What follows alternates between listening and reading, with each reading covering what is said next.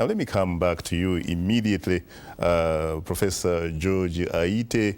You've obviously been listening to your fellow panelist, Mr. Mwencha, the Deputy Chairperson of the African Union Commission. You heard him, of course, repeat the position of the African Union vis-a-vis the political crisis in Libya. I don't even know whether, in fact, we should be calling it the political crisis in Libya, or perhaps the ongoing changes, really, in Libya. Well, I think, it's already a fait accompli. Gadhafi is no longer there. The rebels control, much of Tripoli. Does anybody know where Gadhafi is? Well, there was a news item saying that it's in Zimbabwe.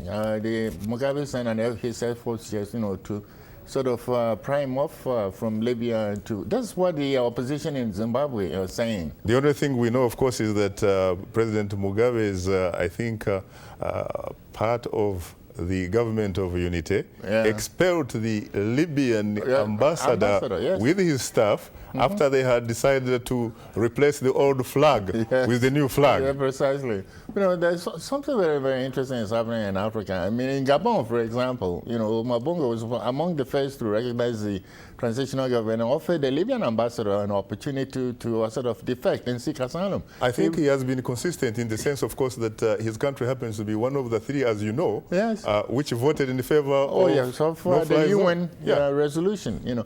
But the thing is that what the ambassador, what the chairman was saying, really the OAU position really doesn't make any sense. But I can see why. Remember that, Gadhafi was the one who sort of literally created the African Union. Yes. In 2000, in 1999. And so it's kind of it's a typical case like in Ghana where you have, Rawlings, the founder of, the NDC, and then now that he's creating so much problem for the NDC, the NDC saying that they want to throw him out, the AU finds himself in a similar situation. Now also don't forget that, when the AU was created, Gadhafi paid almost all the, membership dues arrears, of the, member states of the Organization of African Unity. Yes. Back then, only 13 of the 53 African countries had paid their dues. Gadhafi cleared all their dues. So in a way, they are sort of indebted to, Gadhafi.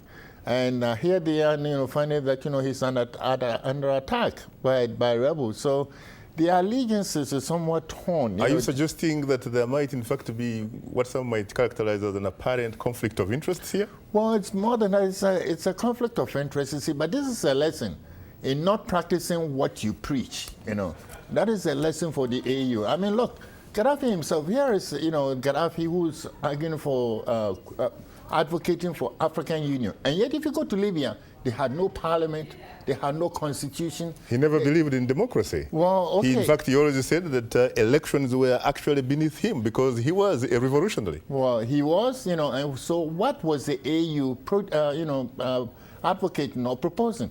Now remember, the AU was the same body which proposed the African peer review mechanism, okay?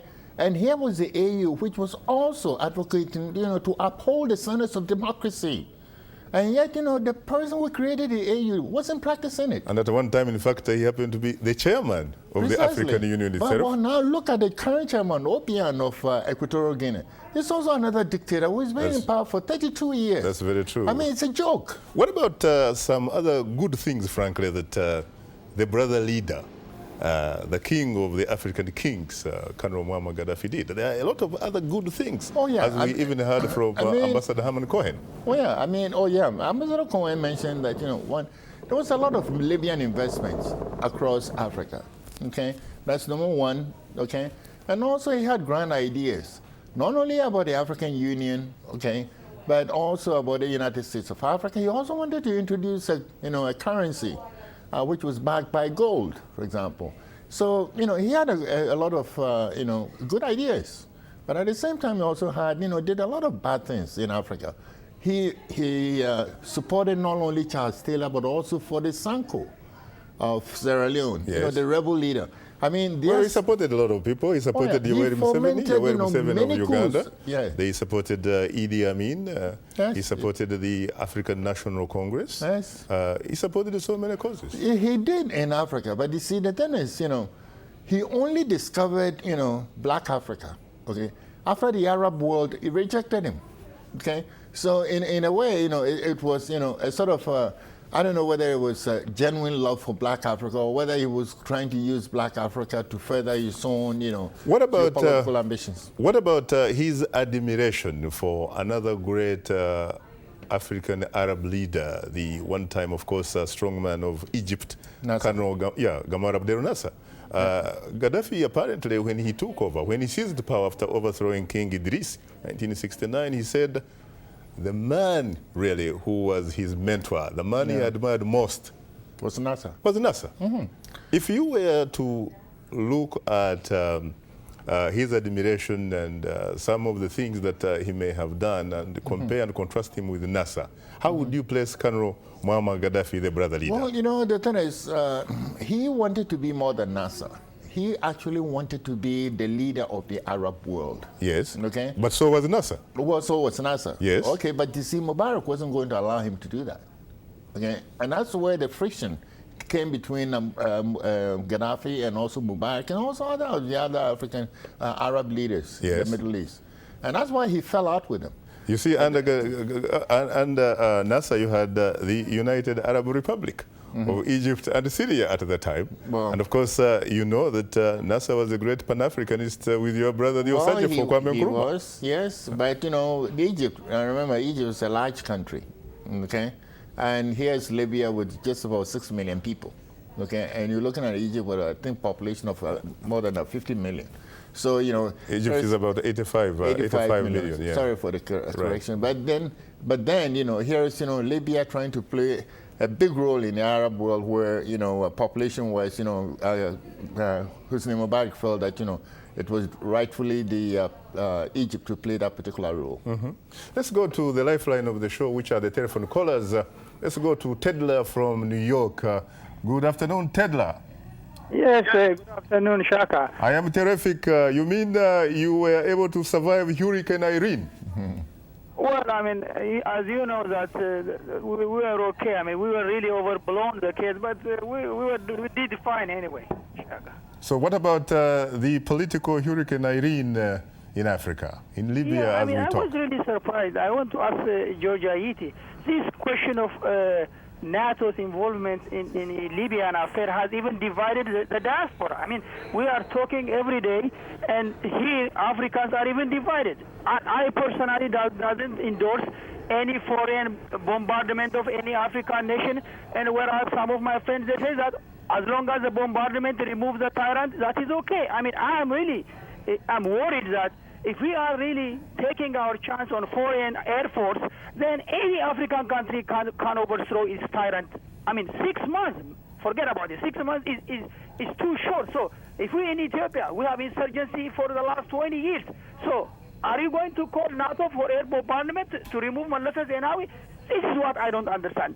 Is Libya a case we have to draw a line? We shouldn't encourage any outsiders bombarding our nation for the sake of their own interests. It's an insult for our African, Shaka. Tedla, did you see an image? Did you see an image of one of your sisters called Shwega Muller, an Ethiopian woman hired to work as a nun for Irene Scarf Gadhafi, Hannibal's Gaddafi's wife? Did you see her image when Hannibal's wife poured hot water on her from the head because she had refused to beat Gaddafi's daughter, who was crying? Yes, I'm very much crying for my sister. But Shaka, this is going every day in the Gulf countries. This is unique to Libya. In Lebanon, in all Gulf nations, our poor ladies are really abused. So this has nothing to change my mind for a regime change. If that was the case, the whole Gulf nation could have gone. They are all abusing our African sisters. Thank you. Thank you very much. Thank you very much, Ted. Let's go to Let's go to Lloyd from Ghana. Good evening, Lloyd. You're most welcome to Straight Talk Africa. Thank you.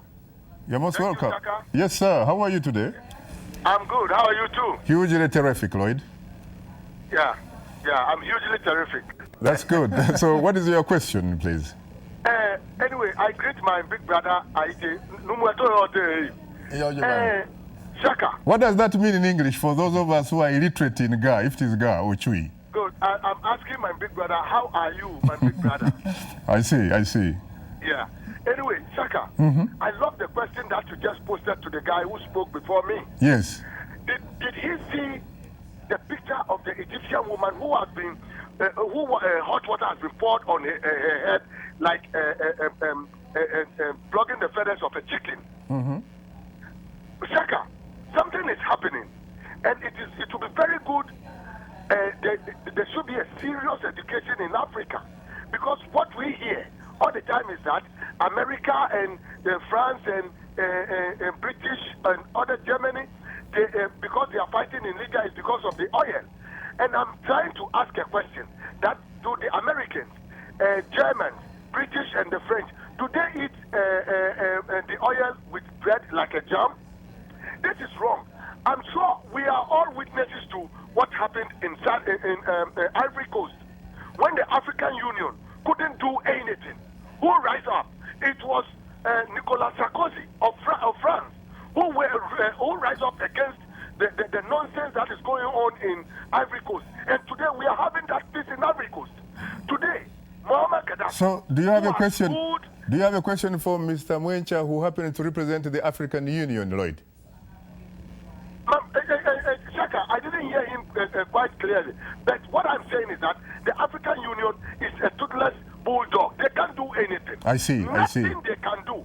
Please. I'll put that question to him, Lloyd. We have to go for a break.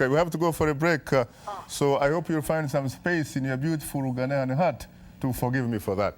A reminder that you're tuned into Straight Talk Africa, and today's topic, the African Union and its position on the Libyan political crisis.